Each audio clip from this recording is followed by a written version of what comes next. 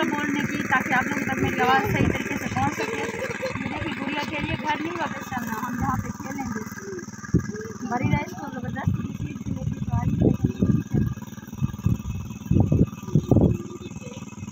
और मैं मौजूद करती हूँ इस बात से कि कल शाम मैं लाइव आई थी, लेकिन फिर कुछ ही देर में मेरा लाइव का वो मुनक़ता हो गया, क्योंकि हमारे पास कनेक्शन का बहुत ज़्यादा मसला है, नेटवर्क बिल्कुल भी नहीं है।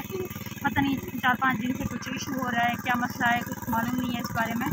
लेकिन फिर भी मैं कोशिश करती हूँ, बहुत ही दूर जाकर मैं अपना ब्लॉग अपलोड करती हूँ। अब हाय बोल दो ना। हाय। और भरीरा के लिए भी हमने दवाई ली थी, इसके पेट में कीड़े हैं, डेंटल इसके लिए उन्होंने दिया है, डॉक्टर बैठे हुए थे। अल्लाह का शुक्र, हमने कहा कि आज जुम्मा है तो डॉक्टर नहीं होंगे, लेकिन अलग अलग की मेहरबानी है कि बहुत बड़ी डॉक्टर मौजूद थे। और मैं आप लोगों से कहना भूल गई कि तमाम अहले इस्लाम को मेरी तरफ से मेरी फैमिली को जुम्मा मुबारक। तो आप लोगों को दिखा देंगे कैसे पानी यहाँ से लेकर जा रहा है।